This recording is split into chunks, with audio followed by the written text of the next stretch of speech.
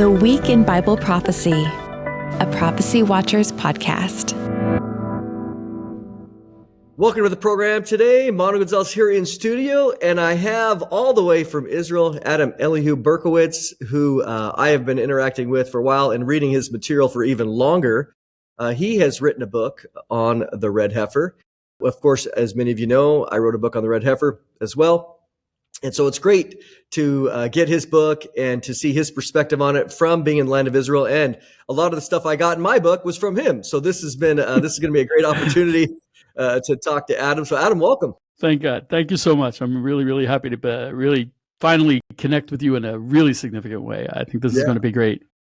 So for our audience, who they might not know much about you, kind of give a little bit of biography about your background, because I think you were born here, right? Well, I was born and raised in America.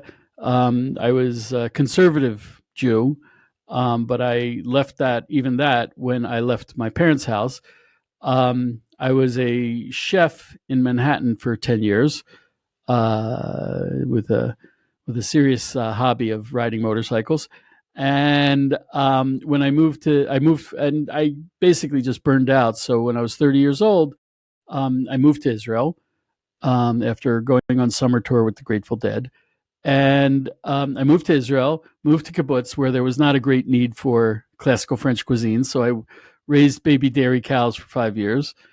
Then I fell out of kibbutz, thought I was going to be not religious, but I ended up going to yeshiva and getting much more religious.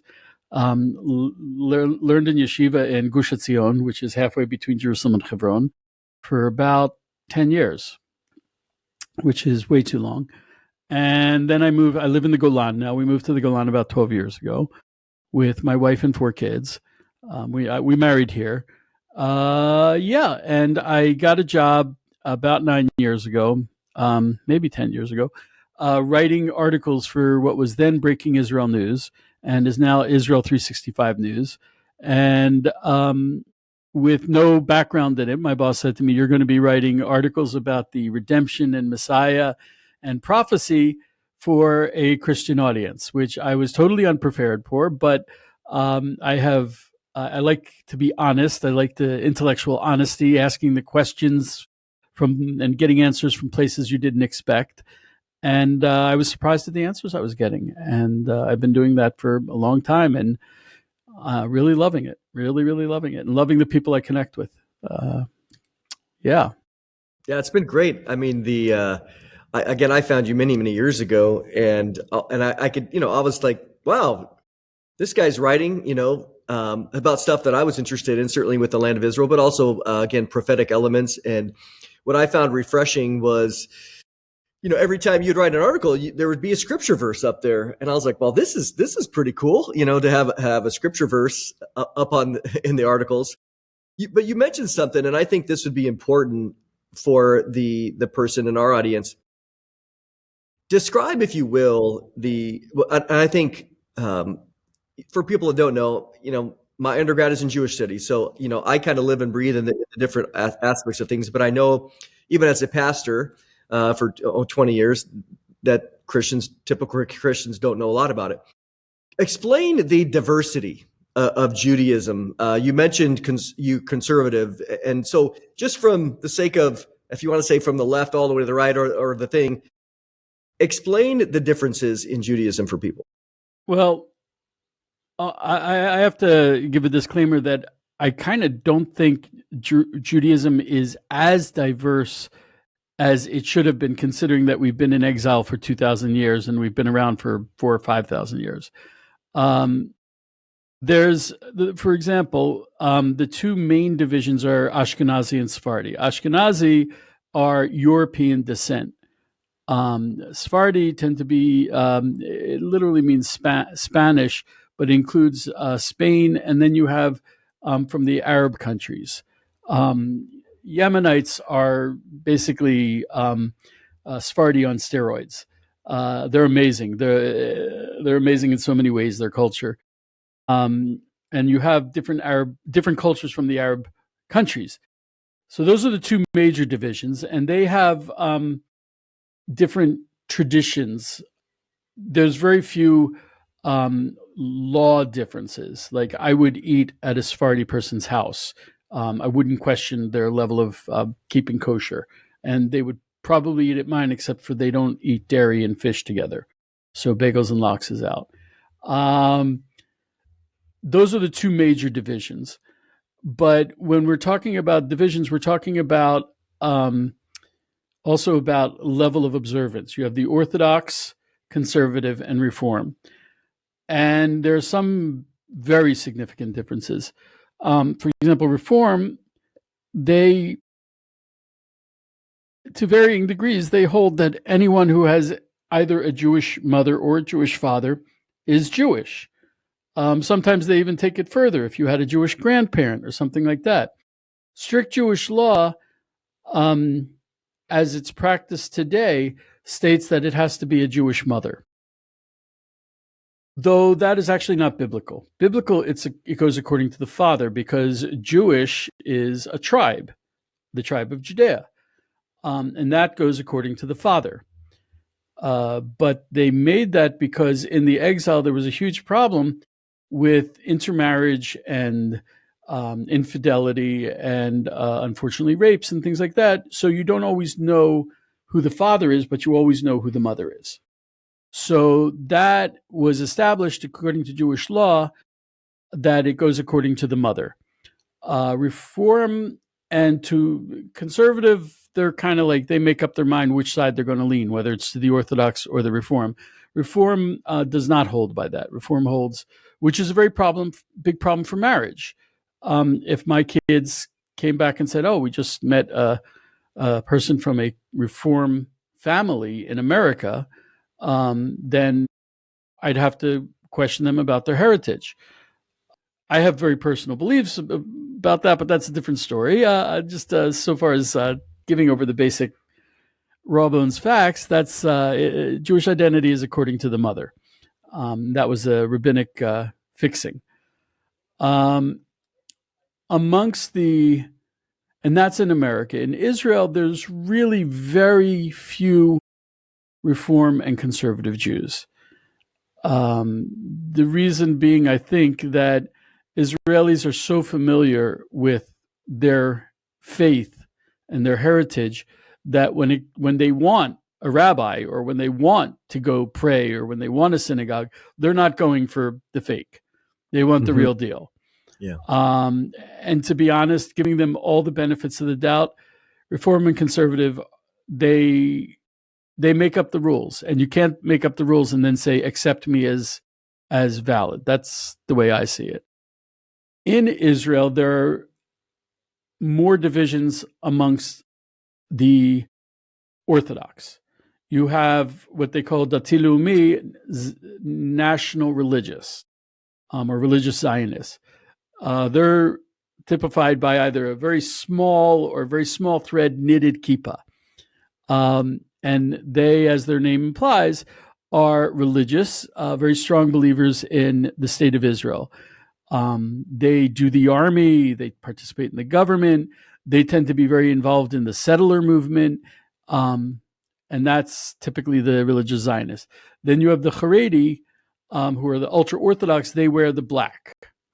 There are divisions within that. There's the short business suit with the wide-brimmed hat. There's the guys who wear the pants with the white socks, and the furry hats and the long coats. Those are Haredim, and they dress in the style of European noblemen, because their movement really was rooted in European Judaism. And they tend to be either disinterested or in the state of Israel, or even against the state of Israel, though that's not universal. It is, I would say, a majority. I think it's fair to say. Even though they live in the land of Israel, they speak Yiddish. They prefer not to speak Hebrew, because Hebrew is the holy language. They tend not to do the army. almost exclusively do not do the army. And unfortunately, the army is very happy that they don't do the army. It would be problematic for the army. There is another division that is less spoken about. It's probably the aspect of Judaism that I personally most strongly identify with, which is the settler movement, what we call in Hebrew mitnachalim. I'm almost presentable these days, okay? But if I had pictures, I'd show you. I had long, fluffy peyote, a bigger kippah, a much longer beard. I never trimmed my beard at all. I used to live in Gush Etzion, and I'd run around in the woods and the forest and in the sandals and socks and jump in ice cold springs. And the settler movement is absolutely a new development in the world of Torah. They're usually very involved also in reviving the temple. Though if you go up to the Temple Mount today, you'll actually mostly see the Haredim dressed in black, because the rabbis are against the temple, but the followers are not. So those are some of the major divisions these days. It's not so, it is black and white because it's black. But that's pretty much the way it's divided right now. Also, there's a huge division happening between Israel and America. And that division is very firmly rooted in Israel, that the American Jews have sold out for liberal values. They speak a lot about Tikkun Olam as if it's a Jewish concept. It's mentioned in a few places in the Talmud, and it's mentioned in one prayer that we say, but it's absolutely not a Jewish concept, especially not the way they say it. Explain that for the audience. Tikkun Olam. Tikkun Olam is very PC. It literally means fixing the world. And they believe that the reason why God came down and gave us the Torah was so that we could fix the world. The world was, God created it perfectly, and we messed it up. So we have to fix it and return it back to its godly state, which I guess is a beautiful idea. Unfortunately, they think the way to fix it is through fighting global warming, through very PC liberal things. Some of them go against Jewish values. They'll say Tikkun Olam involves being pro-abortion. And Jewish law is very specific about abortion. It's not, as Christians hold, it is not forbidden. It is permitted when it saves the life of the mother. But optional abortion, because you don't want to have a baby, is absolutely forbidden in Jewish law. And there's nothing to talk about. But they'll say Tikkun Olam, no borders is Tikkun Olam. Absolutely not. The Torah talks about borders all over the place. Going to war is bad. It's not Tikkun Olam. No. Yeah, try to read a few chapters in the Torah without reading about going to war, So, they're very clear that you have to make justice and you have to actually do it.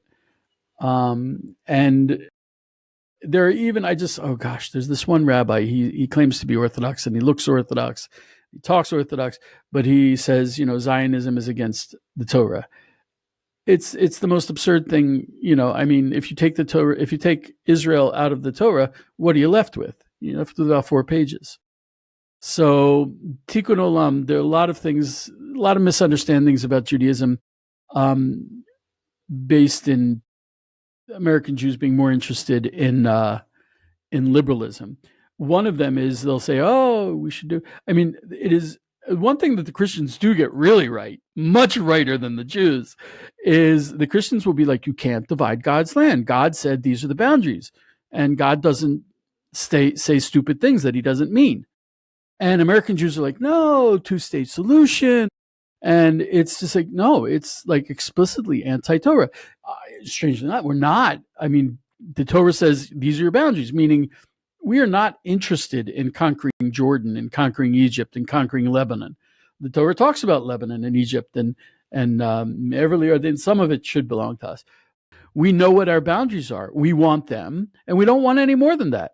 And the American Jews get it wrong. And I think the evangelicals, God bless them, they get it very right. They're like, you can't divide God's land. Adam, I find that pretty fascinating because when you think, I think the confusion sometimes in America is there is this distinction or division, of, when I use that strong word, between American Jews who live here, and they are more liberal, reform, conservative, and then you go to the land of Israel. And I've seen some of the conversations where, again, here in America, it's pretty standard that, at least it has been, that Jews will vote very democratic, very liberal, very pro-abortion, and then you go to Israel and it's conservative. Whoa! I mean, but also so people can understand, is a lot of times people here who again are more of liberal Jews, they don't even necessarily believe the Bible's real. They don't believe it's true. There's one rabbi, I won't mention his name, but he was talking about Passover, and they were doing a Passover service, and they asked him, do you believe the Passover was a literal, real event historically? And he said, well, no, of course not. And it was shocking. And they said, well, Yeah. Why are you doing this? He goes, well, it's part of our culture. And so that help people understand that massive disconnect. I can't. I don't understand it. Also, the Jewish world has changed so much since I was growing up. When I was growing up, even though I was conservative, every Jew, conservative, Orthodox, Reform, they all agreed on two things. Number one, we supported Israel 1,000%.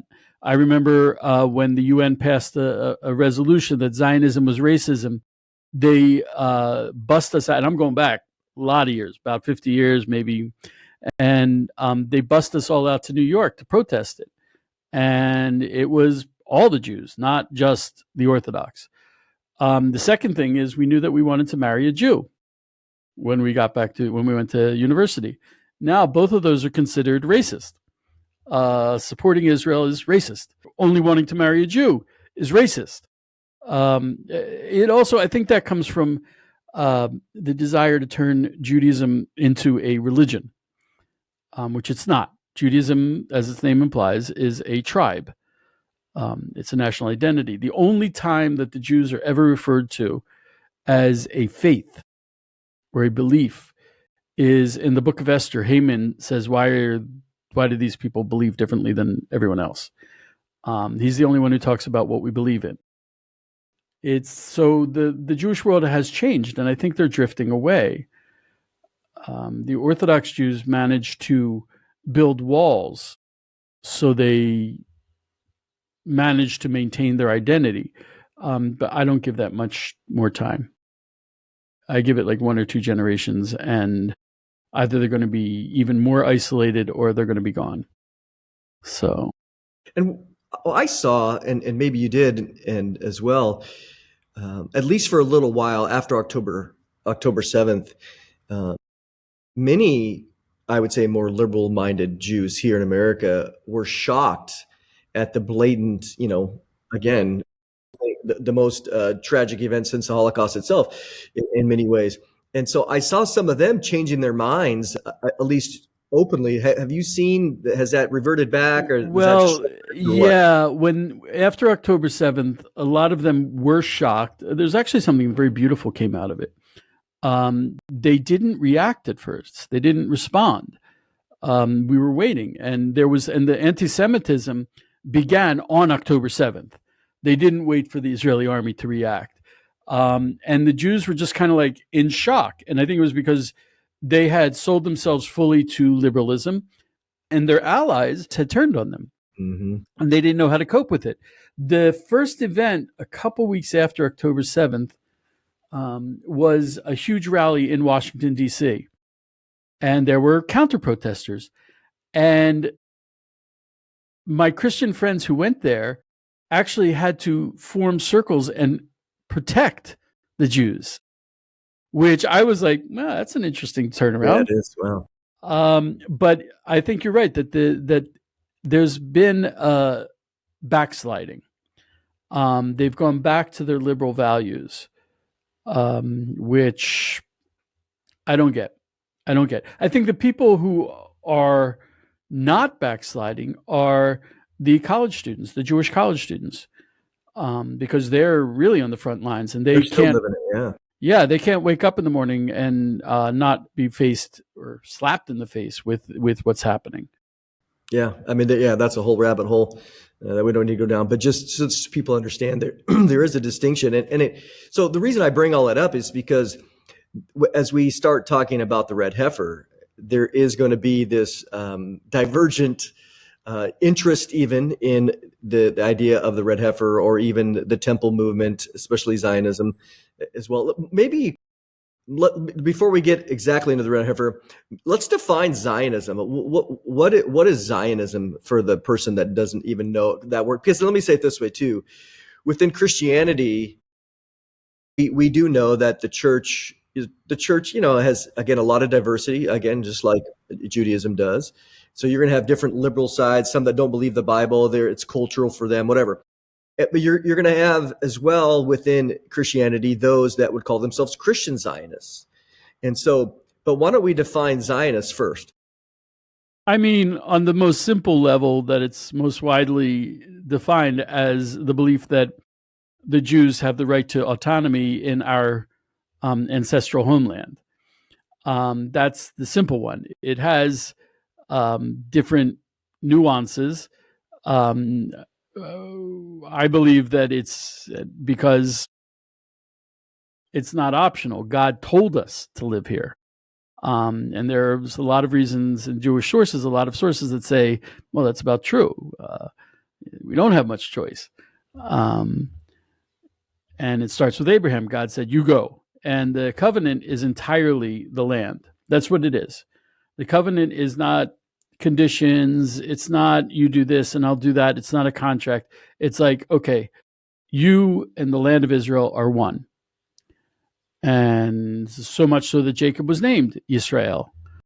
So I see Zionism as identifying as an Israelite, based in the Bible and continued for 4,000 years. There was a big dispute. I mean, it was the main dispute between Ben Gurion and Menachem Begin, where Ben Gurion was like, it's not a Jewish state.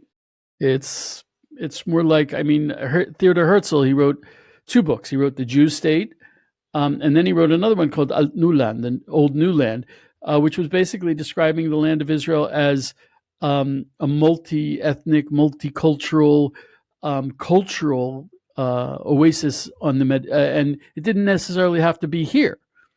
It was a utopian kind of vision, right? Right. They would have hated us there too. It doesn't matter. That's true. So there's that different vision. I think that vision is kind of going away, especially amongst the Jews, where it's now pretty clear this is our land. Mm-hmm. This is our homeland, a nation, and that's becoming more and more clear. I think that's developing, the concept of what is Zionism today. I used to be religious Zionist, and then by being a settler and watching the Israeli government ethnically cleanse Gaza from all Jews, I no longer wanted to be called a Zionist. So there's a concept of post-Zionism. And even the national Zionist world, there was a huge schism. A lot of them said, no, I can't ally with the Zionists anymore, because the national Zionists used to ally with the secular Israelis out of an ideal. And that's kind of not anymore, because they made it clear that they don't like any aspect of Judaism to be connected with nationalism. So I think we're in a post-Zionist reality right now, where Zionism is much more closely connected to Judaism and Torah. Well, that's helpful, because I've been talking for again, a lot of years, but even recently trying to help those within the Christian movement, if you want to say the Christian religion, in the sense that, I asked the question that do the Jewish people belong in the land? And I'm asking Christians this question. And most of the people that I talk to, they will say yes. And I say, exactly. I mean, you look at the promise, as you mentioned, in Genesis 12, you have Abraham there. That the same covenant was passed on to Isaac and then to Jacob. And then you go to Deuteronomy 30, God's giving the land covenant through Moses right there. There it is. I mean, the land is theirs. And I will say, however, let me ask the second question. Does Israel belong in the land? Yes, it's unequivocal. The second question I ask is, does Israel deserve to be in the land?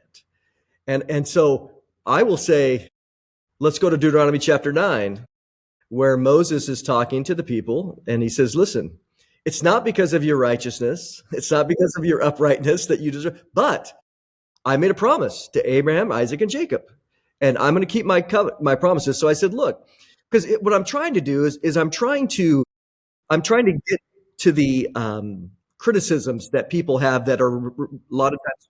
And you know that I like you a lot and respect you an awful lot. I'm going to throw it out to you this way. Because in the last year, we've seen huge, and I mean it to every meaning of the word, faithful support of Israel from the evangelicals. But we've also seen a rise of faith-based non-support and opposition to Israel. So, yes, with the covenant, we weren't given a gift, and it's not conditional. We were told, you will live here. This is your land. It will be your homeland and forever. And that's my eternal covenant. So wouldn't replacement theology lead people to believe, well, if there's no covenant, then why do they need to be there? There's no covenant. Wouldn't it? Yeah, that's exactly what I'm trying. That's exactly what I'm trying to address is for those in the replacement theology camp is to let them know, because they try to, there's two ways that they often will make the comment about that disconnect is they'll say, well, first of all, that covenant is fulfilled. It's been replaced. But then secondly, they'll say, well, look at the Jews. Look at the way that they are, blah, blah. And so they'll try to do it by a lack of unrighteousness. And I said, wait a minute. First of all, you got two mistakes there. And that's why I bring up the Deuteronomy 9 is God himself said through Moses, you guys the Jews have never deserved to be in there. It was a gift, right. Right. So you take that off the table. If you read the book of Judges, right? There was no king in Israel in those days, and everybody did what was right in their own eyes. It's a pretty. But I said, look, did God disinherit his people? No. I said, so look. I said, your whole argumentation is false. It's a false premise. I said, secondly, and this is what I find fascinating is in the book of Romans. Paul, he was a Pharisee, so he writes the book. He writes a book to the Romans about the Jewish people, about his brothers. He says, look, my heart's broken for my brothers, right? Because he was a follower of Jesus. And he said, and my brothers, my kinsmen, according to the flesh, they don't follow Jesus. So I'm sad for them. But he said, to them belong the promises, the patriarchs, the oracles, the covenants. Even though they had disregarded faith in Jesus, his brothers, he still said they haven't lost any of the promises that God made. And so for those that are in the replacement theology camp, I say, listen, you're not understanding. You claim to follow Paul. Just camp out in Romans 9. They have not lost it. It didn't say to them belonged, past tense. And he's writing this around 52 AD, so it's even before the destruction of the temple. I go, listen, you guys are making a big mistake by disassociating Israel. Like you said, Israel and the land are one. The covenants are still there. And I think that's very, very important. Again, my goal is to try to get the replacement theologian people and to have them fix their mind and to be more biblical.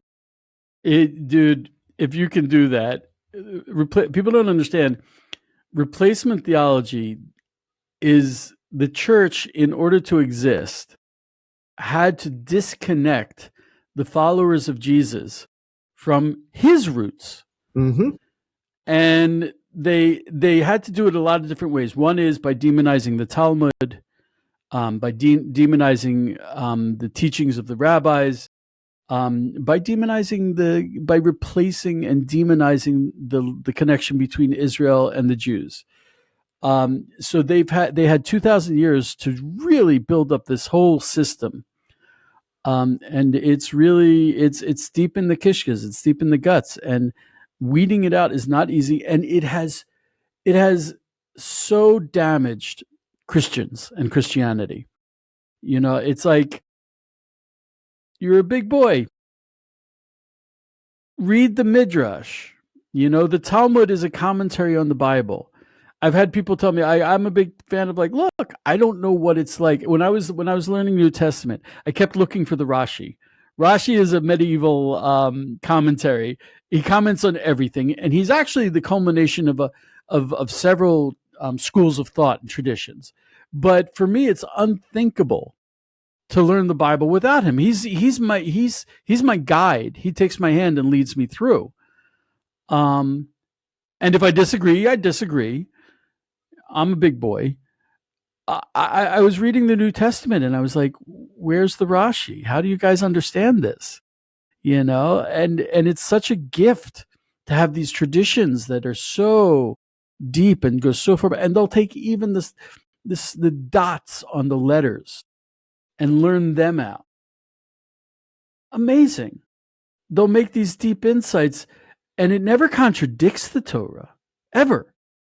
It just goes deeper into something you might not have seen, or something that is no longer visible. We have a tradition that comes from Mount Sinai. I just don't understand why people don't utilize it. Why don't they? But the church demonized it to keep them away from a deeper faith, a deeper belief in the Bible. And I'm stunned that they did it very well. It's tragic. It's tragic. Yeah, there's a great history going back. Really, I would probably lay most of the blame at the foot of Augustine, around 400 AD, and Sure. His approach to Scripture, and again the demonization of the Jewish roots, which is kind of sad. Well, let's jump in the sense of the Red Heifer, because you've written, again, I loved reading your book because there was so much that we wrote similarly on, and but for those, again, I tend to think, okay, for those that don't know anything, the Red Heifer in the Bible, I mean, is this and the Red Heifer movement that's happening today? Talk about its root in the Scripture itself. I mean, this isn't just a make-believe. It's not just in tradition only. It's in the Bible. No, it's explicitly written in the Torah. It's what is it? What is it? Numbers 19. It's so you read it. What are they talking about? By the way, that's why the people who take care of the red heifers in Shiloh told me that there's a lot more interest from Christians than from Jews. Because you have Jews coming from America and they're like, they don't want the temple. They don't want the temple. Because they're very comfortable in what they have. They have Shabbat, they have keeping kosher, family purity, the holidays and stuff like that. They don't want the bother. It's a lot of work and so they don't want to go back to that. But the Christians, God bless them, they're like, well, it says it in the Bible. Let me check this out. So my request is Psalm 126. Okay, then the nations will say how wonderful it is what God did for you guys. I want them to walk up to the Jews in America and be like, hey, have you heard about the Red Heifer? I read this amazing book. And the America, I have no idea what you're talking about. You don't know? Are you a Jew? Are you sure you're a Jew? I want them to embarrass them so they'll get on board. I want them to embarrass them so they'll come to Israel. Like, you're a Jew. You have a plane ticket to get to Israel, don't you? You have a plan to move there, don't you? I want them to embarrass them. So it is explicitly in the Bible, which makes a lot of Bible lovers and Bible believers drawn to it. Just to we believe it's a practical guide, a practical thing to do. So that's how we look at it. We're trying to bring it back. Yeah. I mean, so one of the things that would be helpful is, the red heifer and the ashes are meant for purity reasons and to restore purity. Yeah. Discuss, if you will, like you mentioned earlier, I don't know if it was before or after we're talking, but the mikveh. And so the mikveh provides that opportunity for purity. So what's the difference? Why can't the mikveh solve all of the problems? What's the decision? First of all, I want to emphasize, I've been asked this by Christians, and for me, it's a stunning question. Impurity and sin are not the same thing. Exactly. Sin does not make you impure, and impurity is not a sin. As a matter of fact, we have a concept of a second Passover. And the second Passover was actually, at least according to the Midrash, was the men who went in to bring out Nadav and Avihu, who had died inside the tabernacle. They went in to bring out their bodies, which is a huge mitzvah. It's a huge mitzvah to take care of a dead body. And they came out, and it was just before Passover, and they were impure, and they didn't have time to get pure. And they're like, hey, that's not fair. We want to do. So they were doing a mitzvah. They weren't doing a sin, and that made them impure. So using the red heifer does not mean you've sinned.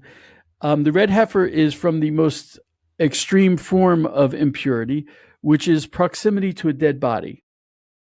There's what they call mahal. It has to be like within an enclosure. And people would be amazed at how often that's happened in their lives. Dead bodies are transported in airplanes. If you go into a hospital and there's a person who dies, well, you might have become ritually impure. And this is only for going up to the temple. You have to be purified. And so therefore it's only for Jews. Jews can become ritually impure. Non-Jews cannot, because non-Jews aren't required to go up to the temple. We are. So we have to be pure in order to do that. And so that's why we need the red heifer, the ashes of the red heifer. And the thing is, one red heifer is enough to literally purify billions of people. Since Moses in the tabernacle, there have only been 9 red heifers, and everyone was purified from it. And the 10th one is supposed to purify Israel to welcome the Messiah. So that's what it does. So, okay. Yeah, no, that's, I tried to explain that too, that, Christians don't think in terms of impurity. They only think in terms of forgiveness, and they need to know the difference. You do not have to be forgiven if you become impure. Yeah, that's important. With the red heifer, if you have, again, lesser here for the mikveh, and you just happen to be participating in the red heifer ashes, if you had it, would that cover everything below? Is that everything below? That's interesting. I've actually never asked that question. I would assume yes, because it also involves going to the mikveh, but I've never heard that question asked before. Dude, I got to take you to Shiloh, and I got to get you to ask the rabbi some whoppers. That's the way my mind works. Is good on you. Cover everything. That's a great question. I wish I'd asked that. Uh-huh. I would assume yes, though I really don't know. Yeah, you don't make assumptions. Exactly. No. Exactly. That's why I'm asking. I was like, well, I really don't know. That's quite a question. I have spent a lot of time in the Talmudic and the literature and the Mishnah, and so I could tell. It's just the way my brain works. And so, there you go.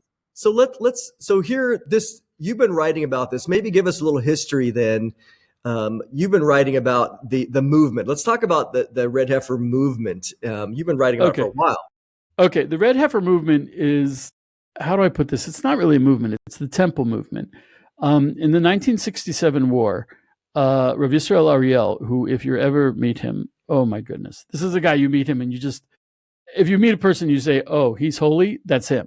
Okay, he's just way up there. When he was a young man, he was religious Zionist, and he was called up for the 67 war, and his unit came from the Mount of Olives up over the Temple Mount. And there was actually a firefight in front of on the Temple Mount where the mosques are, or the mosque. There's only one mosque. And his officer said to him, look, we're going to go down to the western wall, the Kotel. You stay up here and guard our back with a couple other soldiers. So he was all alone on the Temple Mount, the first Jew for thousands of years. Yeah, unbelievable. And when the war was over, he established the Temple Institute, which there was no such thing, anything like that, no books, no nothing.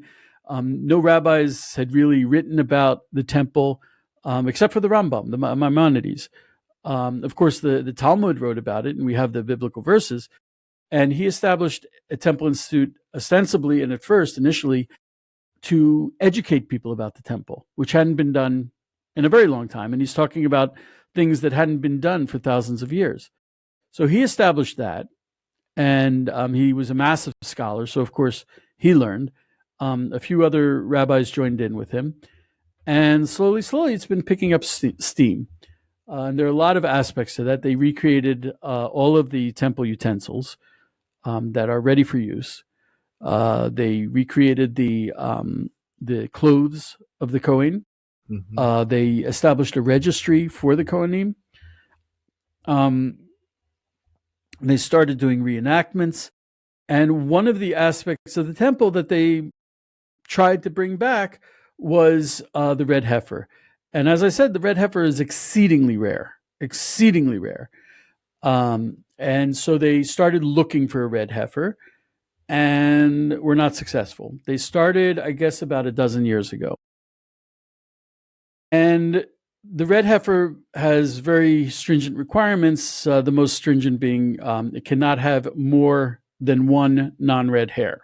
It can have one non-red hair, but no more than two. And when they say you can't have any non-red hairs, they literally take magnifying glasses with flashlights on them and inspect every single hair on the cow's body, from every single hair, from the tip of the tail to the tip of its nose to its hooves, every single hair.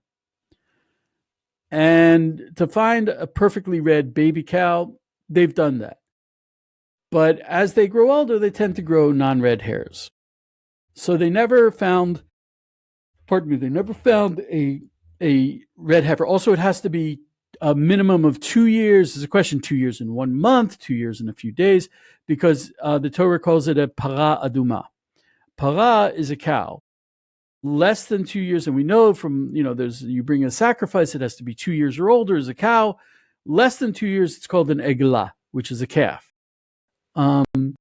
So it has to be 2 years and a few days, and no non-red hairs. And it also can never have had a yoke on it. And what are the other requirements? Am I forgetting one? Why do I feel like I'm forgetting one? But those are pretty hard ones. Those are pretty difficult ones. So they were looking, and I even went along with them on a few trips. They would find a cow, or they would keep them. They would find one and give it to a rancher to raise in the Golan. So it was very convenient for me. And they were very secretive about where they were kept. Mm-hmm. Because basically, you just have to take something sharp and go, and that's a blemish. Oh, that's the other one. It can't have a blemish. Yeah. That's a blemish, and it would disqualify it. Or you lean on it, and that's considered carrying a yoke, and it would disqualify it. So they were afraid that people who were against the temple, against bringing back the temple, would disqualify the cows. And of course, that probably included the Arabs, the Muslims. Unfortunately, it also probably included elements in the Israeli government. Yeah. Who the religious Judaism, especially religious Judaism that would focus on the Temple Mount, is a huge headache for them. Talk about you mentioned like that, the security. The security right now in Shiloh doesn't seem as secure as what you just described previously. Really? Why do you think that is? I think it's a little deceptive. First of all, unfortunately, there was a long period of time where they were neglected. Crazy. You would think, hey, Red Heifer, but they were neglected. And then a Christian rancher he's not exactly Christian. I think he considers himself Noahide now. I did an interview with him, amazing man. He's taking care of them. beautifully. They're in Shiloh, and you can go see them. I highly recommend it. Now they're behind a big steel barrier, and you see them they roll back a screen, and there's a big glass window, and you can see them through the window. But you can't go up and pet them anymore. And you couldn't go up. You couldn't pet them before, but now you really can't pet them. So they've increased security in the past. They've increased security, and as I said, it's in Shiloh, which is in Samaria, and ain't no Arabs going in there, because any Arab steps through the front gate, they know that right away, and so Arabs can't go in there. Yeah, and they have some serious security there. So the security has been upped, even though it's not clear that any of them are kosher anymore. To say that they're not kosher, they have to be certified not kosher, which means they have to be inspected by the rabbis. And that hasn't been done since, because it's pretty clear that if they were inspected, there most probably would be non-red hairs.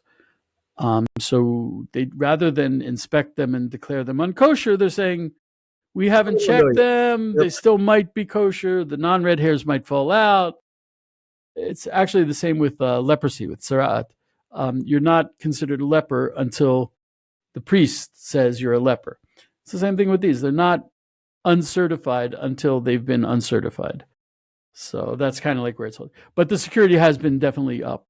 Okay, that's good to know, because I know before, you had done an interview or you wrote an article where Rabbi Ariel had said, we currently don't know for sure whether we have any certified. And right, exactly. So when people say they're not kosher, I'm like, you can't say that. And when they say, oh, some of them might be kosher, you can't say that either. Exactly. It hasn't been certified either way. Yep. I did an update and I said, listen, you got to know how to speak rabbi here. Yeah, exactly. Yeah, rubbish. Yeah. So that's where it's standing. That's why earlier I brought up the diversity of even if the ultra Orthodox movement. What would you say is a consensus on the Red Heifers right now at all? Do they all embrace it? Like let's say that these were no, and then boom. No.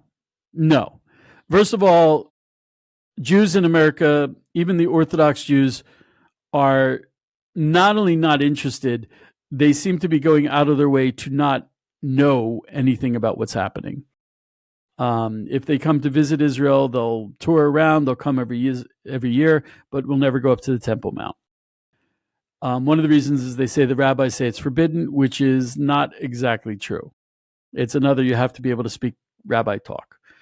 And from what I understand, the reason why there was a declaration by the rabbis like that was because in 1967, when we first conquered the Temple Mount, a lot of Jews started going up. And for a Jew to go up to the Temple Mount, you have to go to the mikveh. You have to wear non-leather shoes or no shoes at all. And it's a serious thing. It's not like going to a tourist site. And a lot of Jews were going up, and they weren't taking those requirements. Yeah, they weren't taking those precautions. So the rabbi said, you know what? You shouldn't go up. But now the Jews who do go up do take those precautions and are aware of it. But the rabbis still have not repealed it, which is problematic. So the Jews in America, no interest at all, for almost exclusively. The Jews in Israel, I think a lot of the non-religious Jews don't understand it. And as I said, the Orthodox Jews, the rabbis are saying no, but if you go up, you'll see a lot of guys wearing black. The Haredim, the rabbis say no, and the Haredi people say, oh, yeah, we want it. A lot of the Haredim also, they're, like I said, they're comfortable. They don't want to go back. Their ideal Judaism is Judaism in Poland 150 years ago. They don't want to go back to biblical Judaism. And that's why they're not so much on board. But overall, the way you can tell interest objectively is to see how many Jews are going up to the Temple Mount. And over the last 5 years, that's 10 years, it's skyrocketed. So there's the interest in Temple Mount is growing. There's now, when we first started going up, there had to be a Waqif guard with every group of Jews. You were very limited. You couldn't do anything, and you were body searched before you go up. And they did a background check on everyone who went up. And that stopped. Now you don't even have to give ID to go up, which is really crazy. We're still not allowed to take up actual items. We're not allowed to take up prayer books or tefillin or a talis. We can wear our fringes, our tzitzit, but we can't wear a talis. We can't wear tefillin. We can't take up a lulav and etrog, though people every year we're now sneaking them up. We were not allowed to prostrate ourselves, lie down on the stones, which is a huge mitzvah. It's explicit in the Torah. It's the only place a Jew is permitted to prostrate himself. You have to lie down you have to prostrate yourself before Hashem. You're bowing down to Hashem, which is not bowing down. It's full on your stomach, arms forward over your head, feet straight back behind you. And we haven't done that for 2,000 years. And now they're kind of letting it slide. You don't make a big deal. You don't do it where the Arabs can see you. And the police are Jews. They're also Druze, but so we can do that. That's changing. We're moving forward. This year, God bless them. This year, there was a group of guys. They went up on Rosh Hashanah, and they each had a little tiny shofar. So they went up, and one guy was like, the police said, "Oh no, can't do that," and they took the shofar away. They didn't take him out, which is interesting. They just took the shofar away. So they walk a little further, and the second guy took out his shofar, and they're like, "Oh!" They took it away. Tiny little shofars you can put in your pocket.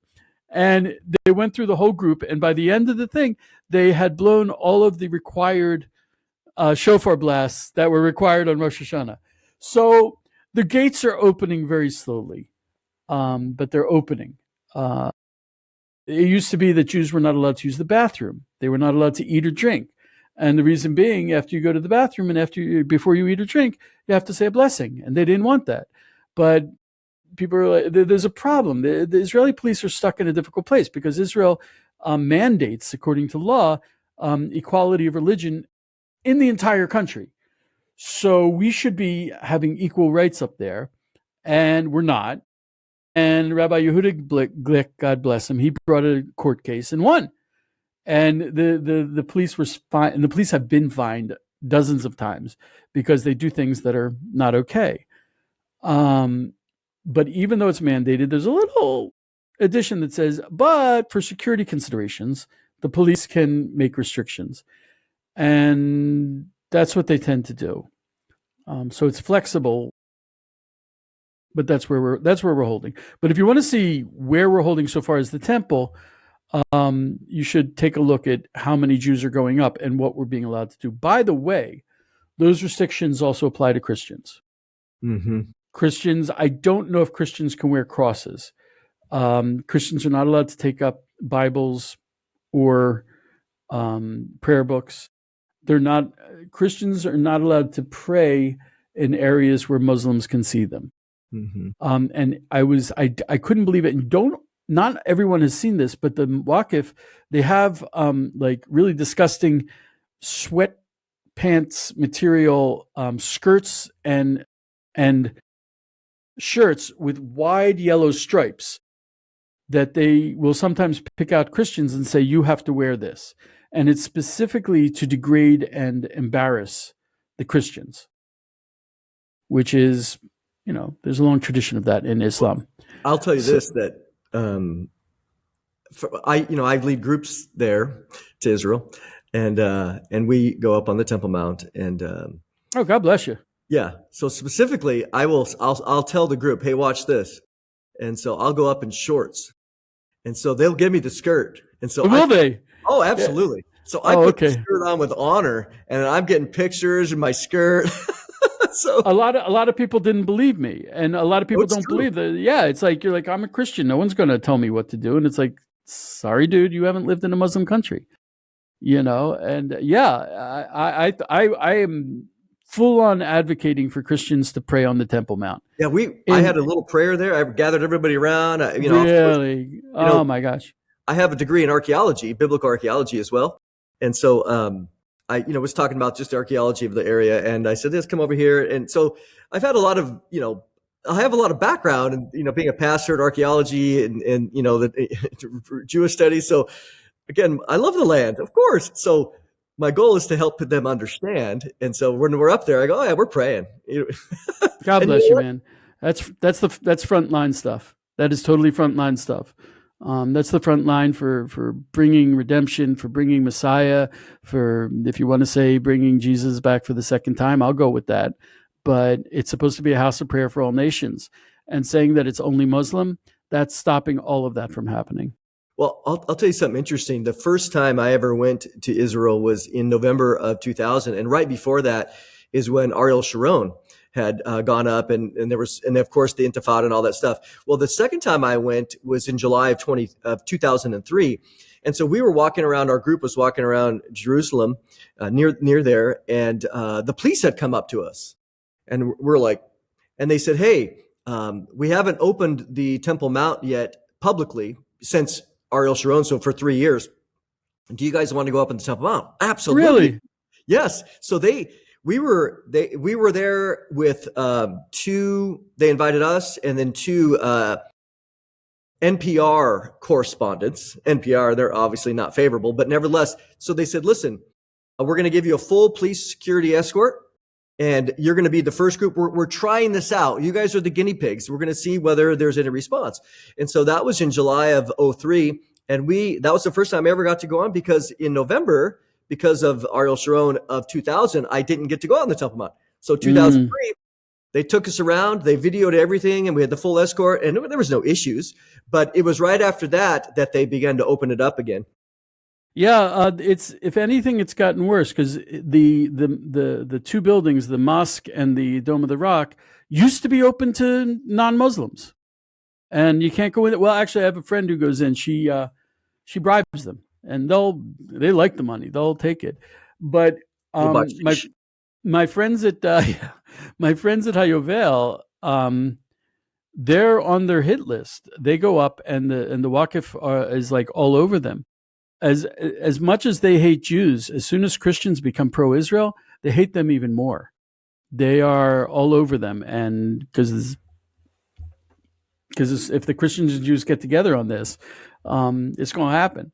There's a lot of influence that's turn the status quo around. I wrote a lot about that in my book, just in the sense of seeing the status quo changing. I listed all the numbers of even Jews going up onto the Temple Mount. Yeah, sure. Because there's a shift going on. One of the other things that I will get your thoughts on, and I think people find this interesting, and you wrote about it in your book, is does the third temple movement, talk about the current situation of having a priest and training and stuff like that, because people say, well, do they even have a priest? Yes, they do. So talk about the requirements as well, like you said, of remaining ritually pure, no hospitals, stuff like that. Well, first of all, I think that Christians do not understand how the Jews have protected this tradition. I can go to my synagogue and I can point out to you, he's a Kohen, he's a priest, he's a Levite, he's a priest. I know exactly who they are. And we have known exactly who they were in every generation. We protect that jealously. And the way we do it is there are certain restrictions. A priest is not permitted to marry a convert or a divorcee. So they're very restricted in who they can marry. A priest may not enter a cemetery, which is difficult. They can be born in hospitals. I'll get to that in a minute. And it's inscribed, and they get certain very, very visible honors. They are called first to the Torah. The Levites are called second to the Torah. We read the Torah 3 times a week. So 3 times a week we see who they are. They are honored if we do the grace after meals. They should be the ones who are given the honor of calling for people to say the blessings. There are other honors. Oh yeah, when you redeem your firstborn, you go to the Kohen, or you can go to a Levi, but it's preferable to go to a Kohen. So we see who they are. We know who they are. You can't fake it either. There's no, because people say, I didn't know you were Kohen, are you? And also it's inscribed on the gravestone. So since I went to a yeshiva where a lot of guys did not grow up religious, there were two guys in the yeshiva who went back to America for a visit after they were in the yeshiva, and they go to their grandfather's or their father's grave, and it's inscribed, you have the two hands like this, and that's inscribed on, or it's also inscribed HaKohen, the priest, or HaLevi, the Levite. So these are things that we know. It's an essential, deeply embedded part of your public and personal identity. So to find a priest is not a problem. We know who they are. For the purposes of the Red Heifer, there were additional requirements that required a higher level of purity, which meant that they had to be born at home, because they're dead peoples in hospital. They cannot go outside of Israel for two reasons. One is an airplane may be carrying a dead body, or also there is a concept of tumat chutz la'aretz, impurity that's imparted by going outside of Israel, because unfortunately history showed that some countries are not so they don't really take care of the fact that there are dead people underground. Yeah. So if you go out, you might have gone someplace where there were dead people, which I used to think that's crazy until I saw how they cleaned up after 9/11, the Twin Towers. Basically, they just got to a point and said, we're done. And there are dead bodies there. So if you go there, you would become ritually impure. Another requirement was they wanted someone who they were looking for young men, because ritually slaughtering a cow and a lot of the other things involved in the Red Heifer ritual are pretty physically demanding, and also spiritually demanding. You don't want a kid, because you're slaughtering a large animal and you're in close contact with him, and I don't know if anyone's slaughtered an animal. It's pretty traumatic. So they needed someone who was on a higher level of purity. They needed someone who could also learn the rules. And they actually found several of these guys, and they're in training. So if we find a Red Heifer, the priests are already ready. That's not a problem. Yeah. Yeah. To me, it's so in the overall times that we live in, what do you think, or, maybe bring in some other convergences that you see of the era of redemption? I mean, Israel's been around 77 years now in the land, 1948, just celebrated here recently. And what else do you see as signs of the time, so to speak? It's so funny you say that. That's my next book I'm working on now. It's called Road Signs, because that's what I write every day, and there's so many of them. Like I said, prophecy is happening. You just have to have the eyes to see it. There's a lot of talk about the Gog and Magog war, and actually the Chafetz Chaim. I don't know his actual name. Chafetz Chaim is a book he wrote, so that's what we call him. A huge Torah scholar. He passed away in between World War I and World War II, and he said Gog and Magog is a 3-stage process. He got that teaching from the Vilna Gaon, who was the 16th century, and he said it's a 3-stage process. And he said the first is bad, the second is worse, and the worst is the third one. And considering that he saw World War One, but didn't see World War II, it's kind of like, okay, it'll get you thinking. So we hadn't. I mean, there were proxy wars, and there was Vietnam, and there was this and that. But at one point, the war in Ukraine threatened to pull the whole world into conflict, and certainly what's happening in Israel. Thank God for Donald Trump. I mean, at the risk of getting political, and it's not political. I just couldn't understand people. I'm like, do you really want to see the world blow up? I mean, Biden bad, Obama bad, Biden worse, and Kamala Harris, her name, by the way, Kamala, is the same letters in Hebrew as Amalek. Yes. And her last name, Harris, in Hebrew is Harris. It's destruction. So I think we dodged a huge bullet on that one. So the politics is certainly there. The building up of the land, the ingathering of the exiles.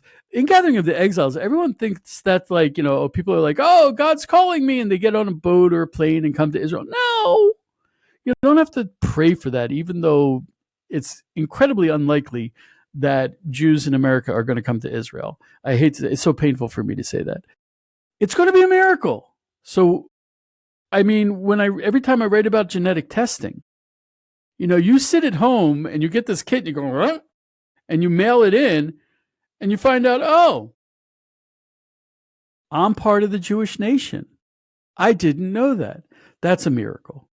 The fact that so many Christians are connecting to Israel that's unprecedented, and it doesn't make sense. You look at all history, and then you look at Christians being the most faithful supporters of Israel. I'm like, where did that come from? So I see things like that, and I'm like, come on, the world. When I was growing up, I loved science fiction, and you read about what the world is going to be like, in 50 years. Not at all. They all got it wrong. Some of them got it right. Dick Tracy with the watch that had, there was like a phone that you could see someone on it. We got that. But I think the social things are going, and I mean, even unfortunately for the negative, you have people saying, oh, that man over there, he's the woman of the year. Come on, dude. Really? You have people rewriting history in real time. It's a relationship to reality that's becoming so flexible. And then you have people who are faithful, and those are the ones who believe in the Bible and say, the Bible, yeah, Bible's true, of course. There was, and you have people say, oh, King David, King Solomon, no, they were Muslim. No, seriously, that's what that's, and you have Christians are like, no. Because if you say that King David was Muslim, well, the Muslims also say that Jesus was Muslim. Huh? And unfortunately, there are Christians who go for that. And even the Pope was falling for that, what they call liberation theology. So I'm seeing like these extremes, and the extremes are really Hashem crying out, saying, Mila Hashem alai. Whoever is for Hashem, whoever's for God, come here. This is your team. And I'm seeing that happening. It's becoming so polarized, but it's like more and more people are answering the call to come back to God. And that's hugely reassuring for me. I mean, there's a lot of little stuff, and I write about it all the time. There were foxes on the Temple Mount. That's the story in the Gemara, Sure. The prophet says that old people will be sitting comfortably in Jerusalem and little kids will be praying. Take a bus. You can see it up and down the King George Street. The blossoming of the land is like this was, and you read, less than 200 years ago, Mark Twain, and all the other people, Benjamin Disraeli described the land. It was desolate. And I think that just like we said, land and Israel, they're one. The land missed us. When we left, it stopped blooming. Look at it. It's right in front of your eyes. People passed through here and never stayed because it was such a horrible land. And now we're looking at it. And of course, this war, come on. You want to talk about Hashem saying, oh, no, you're not going to take my people out of here. They're here to stay. Now, can I sell you a beeper? It's like, Yep, watch out. what do you want to look at? Where do you want to look at it from? Of course, it's the ingathering of the exiles, not just Jews, but anyone who is answering the call to Hashem, and that's what we're seeing. For the red heifers, to be honest, not so much. Why? We got a lot of mitzvahs we got to do. The red heifers are no more miraculous to me than a pair of tefillin. We're supposed to do tefillin, so we do tefillin. We're supposed to do the red heifer, so we do the red heifer. We're supposed to do the temple, we'll do the temple. We do what we're told to do. It's not cafeteria religion. We don't get to pick and choose. And so if everything that is supposed to happen is happening, everything we're supposed to do, we're getting around to. So it's happening. The Jewish Messiah is divided into two. There's Mashiach ben Yosef and Mashiach ben David. Mashiach ben Yosef comes first, and Mashiach ben David comes second. Mashiach ben Yosef is a practical process of the returning of the exiles, the blossoming of the deserts and the land. A couple other things. One is a question about whether we build the temple or the Messiah will build the temple. I tend towards the opinion that we at least begin building the temple. And there's a verse I have to look up about how the Messiah goes into the temple, meaning it's already there. It's certainly not going to just descend from heaven. So there's the Messiah from the house of Joseph. And it's, of course, for Joseph, who didn't even look like a Jew, but saved all of Israel. Rav Avram Cohen Cook, who was the chief rabbi of Israel, even before Israel was a nation and before 1948, he said that Zionism, secular Zionism, was Mashiach ben Yosef, which pretty good. And Mashiach ben Yosef is supposed to prepare the land, prepare the path for Mashiach ben David. And Mashiach ben David is the return of the Davidic dynasty. It's probably going to be an actual person. He will be fighting the final war of Amalek and the war of Gog and Magog. And he will do the final stages of the temple. And we're not there yet, I don't think. But I think it's pretty clear that at least on some level, we're definitely at least halfway through Mashiach ben Yosef. Interestingly enough, there's an opinion that in between Mashiach ben Yosef and Mashiach ben David, Mashiach ben Yosef corresponds to King Saul. Mashiach ben David corresponds to David. And the period in between is the transition from Saul to David, where, if you remember, King Saul actually, at first, King David was his best buddy and his favorite friend. And then in the end, he was trying to kill King David. And the ethnic cleansing and destruction of Gush Katif and the expulsion of Jews from Gaza and the efforts by the Israeli government to wipe out the settler movement seems to correspond to that period of King Saul turning on King David. Unfortunately. Yeah, unfortunately. So we're kind of in wrap up. Where can people find your book? They can find it on, oh gosh, now I can't find it. They can find it on the Israel 365 store is probably the best place to get it. I think it's actually even a little cheaper. Israel365.com. You can find the store and you can see the return of the Red Heifer. You can also find it on Amazon. I actually closed the window with all my things. I appreciate that. I would suggest, I would recommend following Israel365news.com. That's where I'm pretty much writing all my articles. I have a YouTube channel, Wrestling the Angel, where I also talk about the Red Heifer and all the other stuff that I talk about. I talk too much, and I have a sub. What's it called? Substack. Substack. I have a Substack. I don't do that nearly enough. It's much easier for me to do YouTube videos. I think I'm going to focus on that. Really, but also, if you can find me on Facebook, I I'm pretty active on Facebook. You're active on Facebook. Yes, you are. I don't do Twitter because it is such a cesspool. I tried. I'm too much of a boomer, and I mean, my gosh, it's just the worst of humanity is there. Yeah, it really is true. Yeah. Well, Adam, So. it's been awesome, and yeah. Let's do it again, but this time you'll talk more. Okay. Yeah, that's good. That's good.